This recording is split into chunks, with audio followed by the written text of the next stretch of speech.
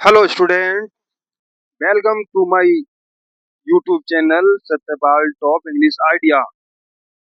Students, आज मैं सिखाने आया हूँ अंग्रेजी शब्द डियर और डियर्स। देखिए, हर शब्द, हर अंग्रेजी शब्द आपके लिए सीखना और समझना बेहद जरूरी है, बेहद फायदेमंद है। हर शब्द प्रयोग किया जाता है रिटिन में, स्पोकन में। तो स्टूडेंट्स, आपको मैं उस तरह से अंग्रेजी सिखा रहा हूँ जैसे कि आप सीख जाएं, 100% अंग्रेजी समझ जाएं, समझने लगें। तो चलिए स्टूडेंट्स, मैं आपको समझाऊं डियर और डियर्स। देखिए क्या होता है डियर्स और डियर्स, समझिए गौर से। देखिए, एक से अधिक व्यक्तियों, महिला या पुरुष या दोनों, मतलब व्यक्तियों में महिला भी हो सकती है, पुरुष भी हो सकते हैं, या ये दोनों, इससे कोई फर्क नहीं पड़ता। तो लेकिन वो एक से अधिक हो, एक से अधिक व्यक्तियों या वस्तुओं का किसी चीज पर स्वामित्व या मालिकाना हक, यानी पजेशन, पजेशन, अधिकार, स्वामित्व बताने के कार्य में डियर नाउन के साथ प्रयोग किया जाता है और डियर्स नाउन के साथ नहीं आता, बल्कि अकेला प्रयोग होता है, अकेला प्रयोग किया जाता है। तो स्टूडेंट्स, इसके प्रयोग करने का ये जो तरीका है, इस तरीके को आप समझ लीजिए। ये डियर और डियर्स चीजों पर स्वामित्व बताने के लिए लोगों का, जिसमें महिला पुरुष या और भी हो सकते हैं, स्वामित्व, चीजों पर स्वामित्व बताने या मालिकाना हक या अधिकार बताने के कार्य के लिए प्रयोग किया जाता है, जिसमें कि डियर नाउन के साथ प्रयोग करते हैं और डियर्स नाउन के बिना, यानी कि ये वाक्य में अकेला प्रयोग किया जाता है। मतलब और भी शब्द होते हैं, लेकिन इस तरह से इसे प्रयोग नहीं करते जैसे का डियर को करते हैं। चलिए अब एग्जाम्पल देखकर आप खुद ही इस बात को समझ लेंगे अच्छे से। बहुत ही सिंपल, सरल एग्जाम्पल मैं यहाँ पर आपको दे रहा हूँ। देखिए, तो चलिए एग्जाम्पल देखकर समझिए। तो सबसे पहले हम डियर को समझना है। देखिए, पजेशन किस तरह से ये बताता है, चीजों पर पजेशन नाउन के साथ किस तरह से प्रयोग किया जाता है, प्रयोग होता है, आप एग्जाम्पल देखकर समझ लेंगे। देखिए, डियर हाउस, तो their house is very big. तो यहाँ पर देखिए, डियर का मतलब है उनका, और हाउस तो घर होता ही है, तो इसका मतलब है डियर हाउस का मतलब है उनका घर। कुछ लोग होंगे, हम कह रहे हैं उनके बारे में कि भैया उनका घर तो बहुत बड़ा है, वेरी बिग, उनका घर बहुत बड़ा है। उनकी बातचीत चल रही होगी, ऐसी कह बैठे कि उनका घर बहुत बड़ा है। तो इस घर पर जो पोजेशन है, जो स्वामित्व है, वो उनका है। तो ये प्रोनाउन है, मतलब एक से अधिक चीजों के नाम की जगह इस प्रोनाउन को यूज किया गया है, ये दर्शाने के लिए, ये बताने के लिए ये घर उनका है। अब अगला एग्जांपल देखिए, their car, their car is new. अब कुछ लोग बात कर रहे हैं, किसी के पास कार होगी, किसी के पास, कहते कहते ये कह दिया भाई उनकी कार तो नई है। तो डियर यहाँ पर उनकी आगे देखो, यहाँ पर ऊपर है उनका, यहाँ उनकी है, तो संदर्भ के अनुसार इसका हिंदी मीनिंग थोड़ा डिफरेंस हो जाता है, अलग अलग हो जाता है। लेकिन जो इसका वो है गुण यानी कि चीजों पर पजेशन दर्शाने के लिए, पजेशन बताने के लिए ही प्रयोग किया जाता है। तो दियर कार यानी कि उनकी कार नई है। तो ये जो है दियर से इस कार पर पजेशन दर्शाया गया है, पजेशन बताया गया है, स्वामित्व बताया गया, मालिकाना हक बताया गया है। तो आप इस चीज को समझते चले, बिल्कुल समझ में आता रहेगा ये शब्द। अब देखिए ये लिखा है they go to school every day. तो दे माने वे, मतलब बच्चे होंगे, बच्चों के बारे में कहा जा रहा है। They go to school every day, बच्चे हर दिन या रोज स्कूल जाते हैं। दियर स्कूल क्यों जाते हैं भाई, दियर, हाँ क्यों जाते हैं रोज स्कूल, कुछ सुविधा होगी उन्हें। दियर स्कूल यानी कि उनका स्कूल, उनका school is near their house. अब देखिए उनका स्कूल उनके घर के पास है, इसलिए वो रोज चले जाते हैं। अब देखिए यहाँ पे उनका स्कूल, दियर स्कूल, तो स्कूल पर पजेशन है, पजेशन जैसा बात हो रही है, मतलब मालिकाना हक जैसी बात हो रही है स्कूल पर।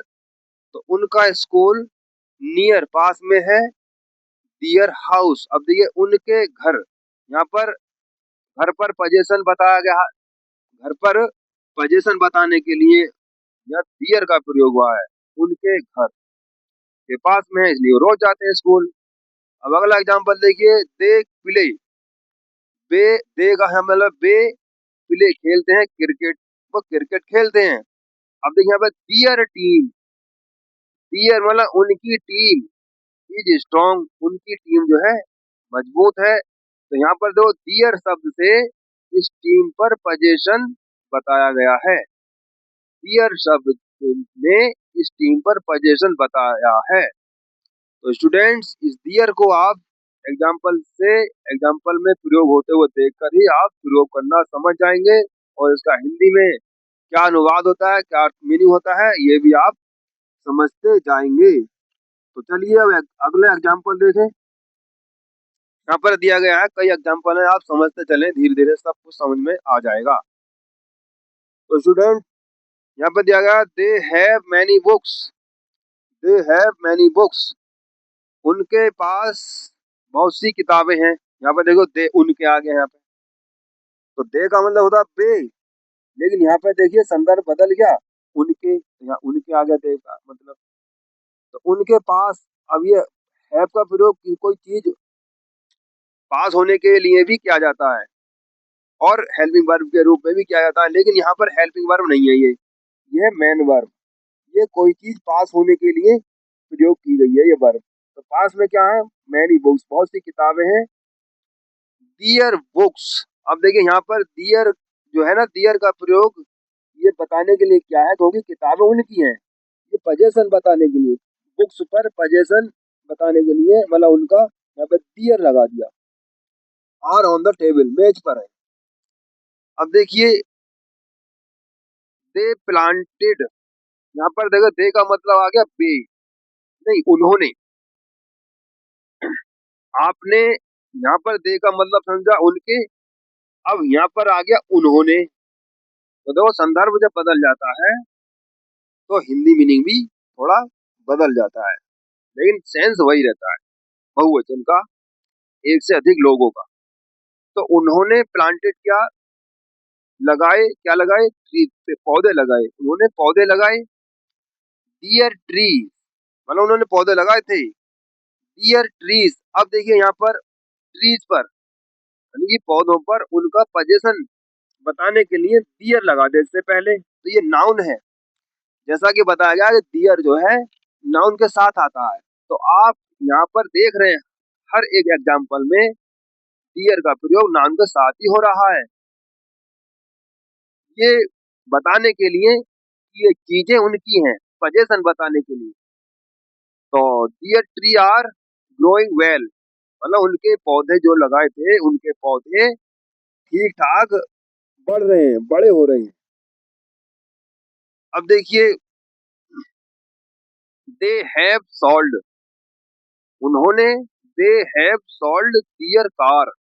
अब देखिए उन्होंने, यहाँ पर दे का मतलब उन्होंने आ गया, उन्होंने हैव सॉल्व्ड बेच दी क्या, दियर कार, अपनी कार, अब तो यहाँ पर डियर का मतलब हो गया अपनी, डियर कार, अपनी कार भेज दी। तो दे के साथ उन्होंने यहाँ पर डियर का प्रयोग हुआ है, तो पोजीशन बताने के लिए कार पर, तो उन्होंने अपनी कार भेज दी। तो यहाँ पर अपनी आ गया, हाँ डियर का मतलब अपनी आ गया, देखो अपनी, अपनी कार भेज दी। अब देखिए और एग्जांपल है, द विलेजर्स, विलेजर्स होता गांव वाले, आर वर्किंग, काम कर रहे हैं, इन डियर फील्ड।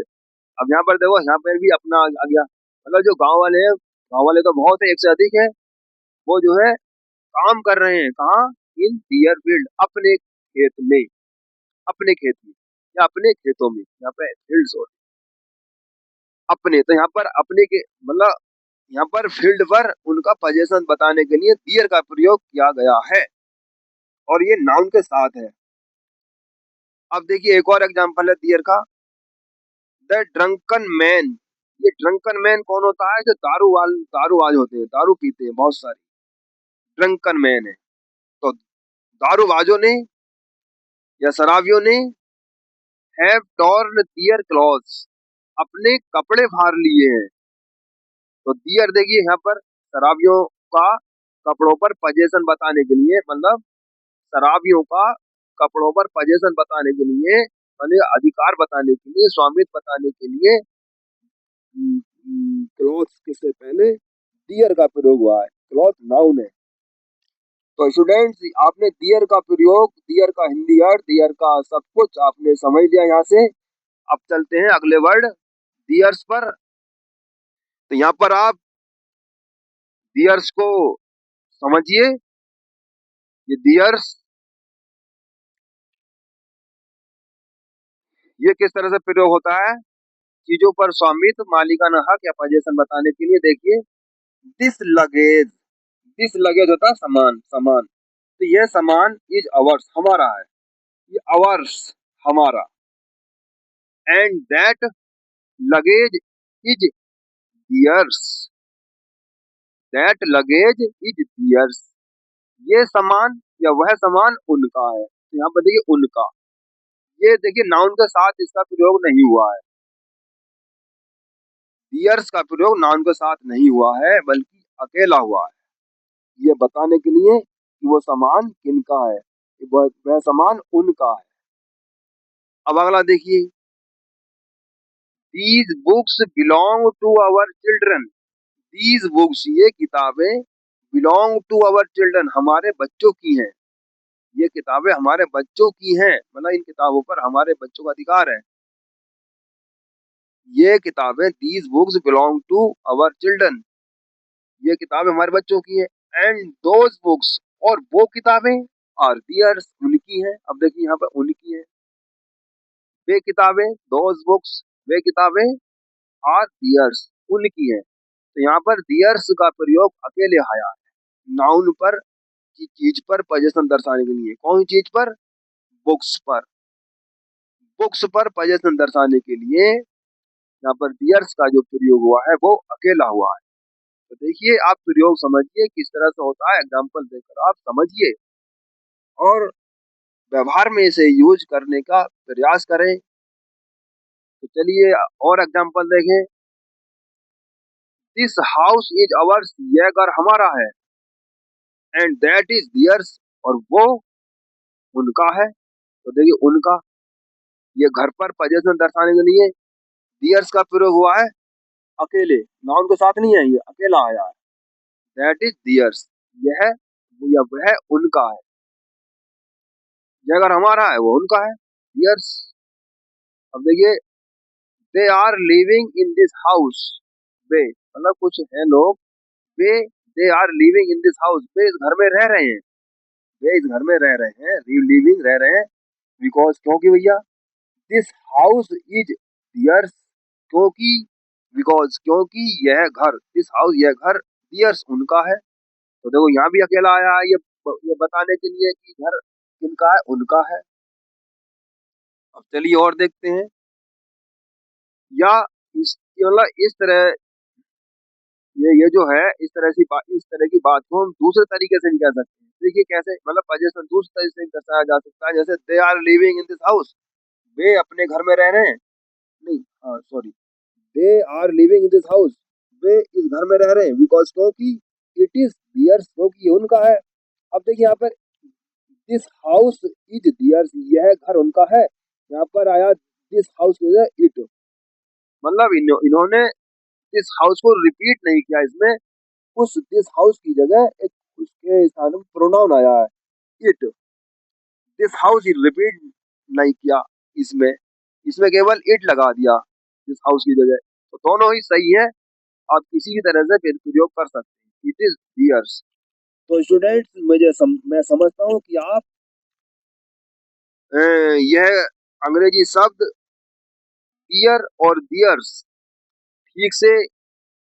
ठीक से समझ रहे होंगे और समझ चुके होंगे।